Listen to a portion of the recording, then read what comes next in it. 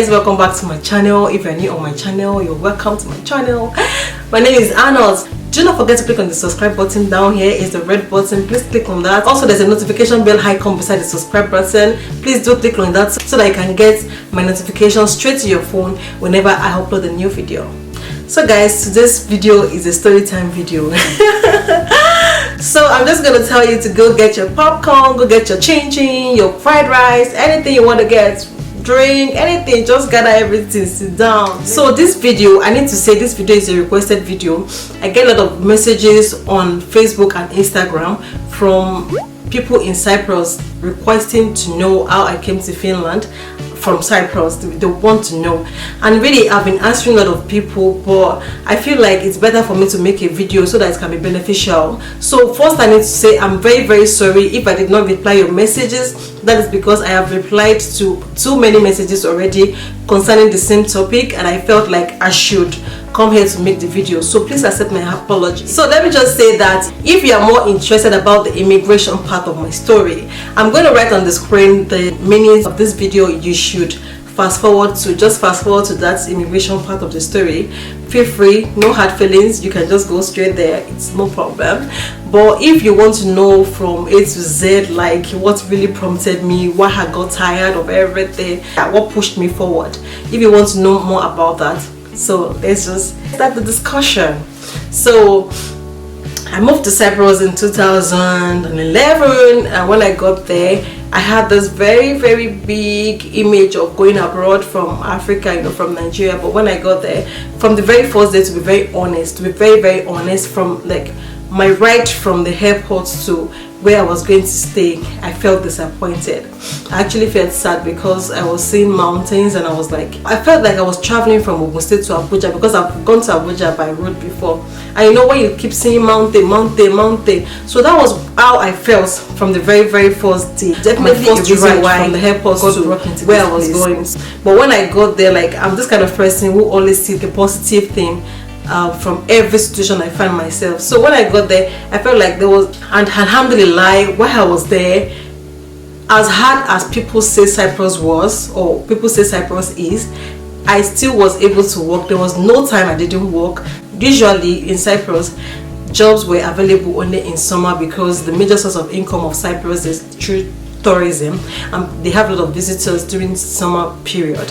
So for me, even summer, winter, I was always working. I always got something doing. So I was kind of not comfortable, but I was happy because I was able to pay my fee, and I was not paying rent, because in Cyprus there's this thing of lodgeman.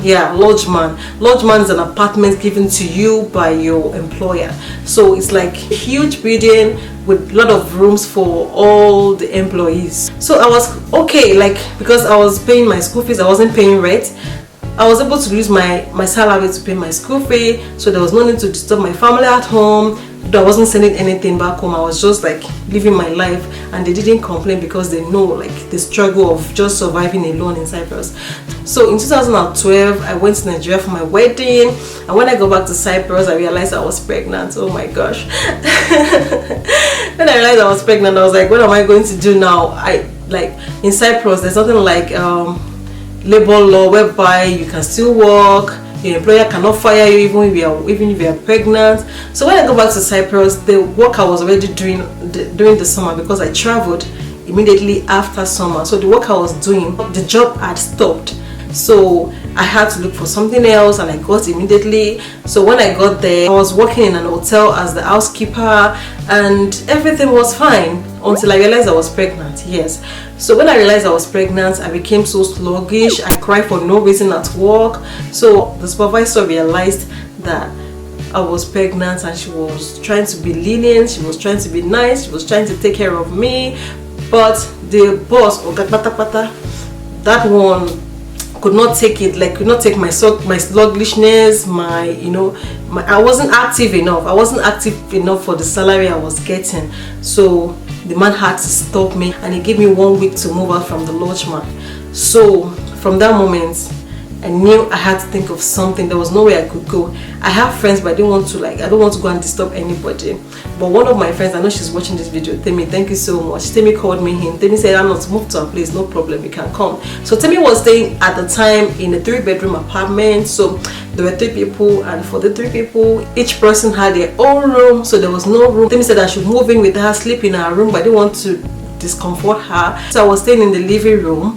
While I was in the living room, I was pregnant. So I was pregnant with Alhamin at the time. I didn't want to disturb my mom, I didn't want to disturb my husband, but they were sending money for me. The money they sent for me at the time, the money, just like, you know, in Nigeria, when you send big money from Nigeria, the money we get to abroad, it will become small. They tried, and I really appreciate what they did. But when the money comes to me, it's so little that it cannot even do anything. But fortunately for me, I was so good at making eyelashes, so I had a lot of customers. I was doing eyelashes at home, I was doing people's nails at home, so that was my side also. I get money from that, and I was able to like live comfortably even without working. You know, I was just managing myself. It got to a time I could not go to school because of my pregnancy. I was at home, no work. Because I was pregnant, I could not get another job from anywhere because of my pregnancy. I had to live on the little money I received from home, and also the money I get from my side also. For the house I was staying, I was not paying for rent. I was only paying for bills like electricity bill, you know, when you want to buy water, buy gas. Those are the things I paid for. So thank you to you guys that, you know, took me in and, you know, helped me at the time. So it got to a time all the people in that apartment wanted to move out. People were going into their separate ways, so I also needed to move because I cannot afford to pay the rent. So I was able to save some money. Like this money, it took me like months to save the money. I can't remember the actual amount, but it was enough to secure me a room in, let's say, a 2-bedroom or a 3-bedroom. Usually people used to pay together to rent an apartment, then each person would pay for each room. So the money was enough for me to secure a room in an apartment. It was difficult for me to like put this money together. It took me months to put this money together, and it was just for 1 rent month, hoping that when I move into the apartment, the money I make from my side also and the money I get from home, I will put everything together to pay for my next rent and for the subsequent months. So that was my plan. Guys, so while we were already packing, everyone has already packed their stuff. Like we had like few days left in that apartment to leave the apartment. This time Alhamin has already been born at the time, so we were about to leave the apartment. Few days to leave the apartment anyway. So a guy came in. He's also a Nigerian, a Yoruba guy. Hopefully he sees this video. If you see this video, thank you. Yes, I'm sure you're surprised I'm saying thank you. Thank you to you. So this guy came, and I was only one in new at the time in the apartment. So he came. Unfortunately, I was the one that opened the door for him. He said he wanted to use our internet to watch football on his phone or maybe on his iPad or laptop. I can't remember. So he wanted to use our internet because the internet in his apartment was not good. The guy was also living in the same building as ours. So I told him to come inside. He watched the board while I was busy with other things. This guy left, and after the guy left, guys, I started looking for my money. I started looking for the money I have saved for months. I started looking for the money I hope to use to get another apartment. I started looking for, like you guys, I cried. I cried so hard. I felt so bad, and I got fed up of everything. You know, all the while I wasn't working, I was at home, I was managing. Like it wasn't like I was living comfortably. I was just managing to make sure everything was okay. But even with the baby, like I had my baby, and I was still managing. I was, you know, pushing it. I believe things would get better. I was pushing, I was managing, I was, you know, I didn't give up. But the moment this guy came and stole my money, like I got fed up of everything. Like it was here for me. I was like, here. I just called my husband, I called my mom. I said, I'm coming to Nigeria. My mom was begging, don't come now, why now? Please finish your studies, don't come. Okay, I will send you money so that you used to pay school fees. You pay your school fees, go back to school. My mother said, don't come. I said, I'm coming. You guys should buy my tickets. Buy my ticket. I want, like, I've had it up to here. I want to come. Like, there was nothing they said that was enough. I just insisted that I wanted to come to Nigeria. And fortunately for me, the Nigeria that I went to was the breaking point. If I didn't go to Nigeria, let me just say, I won't be in Finland today. I'm giving God the glory because God used that guy who stole my money to push me. This is why we should also see the good in everything that happened to us, because sometimes we see things happening to us and we think it is bad for us, but which might be a good thing for us. Only God knows. Like, so when I go to Nigeria, the opportunity to apply for Finland came. My husband's friends just suggested to us that we should try Finland, and really at the time everything we needed was in Nigeria. Like, it was not possible for me, even if that guy suggested that we do it, it was not possible for me to apply for it from Cyprus. So going to Nigeria was important for me to like make this move. Okay, you guys might be interested to know how I moved on after the money was stolen. I moved to one of my husband's friend's place. My husband had a friend there and his wife was with him, so I moved there. I was also staying in the living room till I finally left for Nigeria. So that guy that stole my money happened to know that my husband friend that I stayed with, and that one confronted him, which he actually admitted doing. So if the guy is watching this video now, thank you for stealing my money. God used you to push me. Now to the immigration part of the story. At the time that this Finland thing came, fortunately for me at the time, I had an IELTS certificate that was still valid, which was needed for me to apply for Finland. It was just 1 month to the IELTS certificate expiring, so I quickly applied for it. I filled the application. I went for entrance exam in Turkey. The entrance exam was only available in Turkey and not in Cyprus. At that time, entrance exam was not available in Nigeria. It was available in Cameroon. Usually for this entrance exam, they just pick one country and then the surrounding countries will go there to go and write the exam. So for Cyprus, it was Turkey that the exam was available. My husband suggested that I go to Turkey for my entrance exam, and actually when I was applying, I used my Cyprus address to apply, so I was invited to Turkey since I used Cyprus address. So when I did the application, I did the entrance exam. Fortunately for me, I passed the exam because I was given pre-study material for the exam, and I studied it very, very diligently, and I passed the exam, alhamdulillah, to the glory of God. So when it came to going to the embassy, I traveled back from Cyprus to Nigeria. If I apply in Turkey, because there's no embassy in Cyprus, can only apply in Turkey.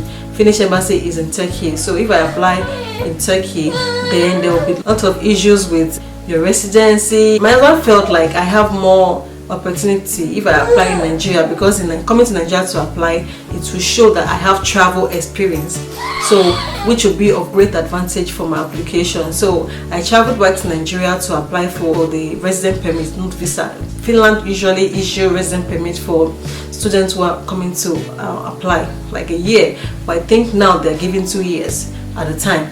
So when I did that, I got my resident permit. I went to the embassy. There was no interview, it was just filling a form. The form is mostly the repetition of what you have already filled, so I think you're expected to know those things like offhand. I filled the application, the requested for additional documents, which I provided for it. Before going to the embassy, you need a sponsor. You need to have a good amount of money in your accounts that is supposed to like last you in Finland for 1 year. If you are applying for 1 year resident permit, it means you need to have like 6,000 some, I think it's 6,000 something euros in your account that you're going to be spending here for 1 year. So it should be in your Nigeria accounts, and you should have a sponsor, and your sponsor should have good cash flow, in and out flow. Yeah, so for me it was just my mom was my sponsor, and she transferred the 6,000 something that was needed for me to use for 1 year. She transferred it to my account, and then I got my resident permit, and here we are today. So when I got here, most of my friends in Cyprus started contacting me when they saw my picture on Facebook. They started contacting me that they would like to know how I did the process.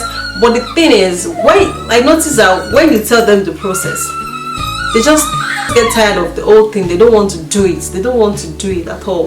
The moment you tell them they're going to have to go to Turkey to write the entrance exam, they will have to go to Turkey for resident permit, they will need a sponsor, they will need to put so amount in their account, they just get like, they just stop, like they're no longer showing interest. What I just want to say in this video is that at least try. At least make effort. Try. You might actually get that money to put in your account. You might actually get that sponsor. You might actually get that resident permit if you can only try. So guys, that is my story. Thank you so much for watching. I hope you enjoyed listening to my story. Please share with your friends, click the subscribe button, like this video, and I'm going to see you in my next video. Bye.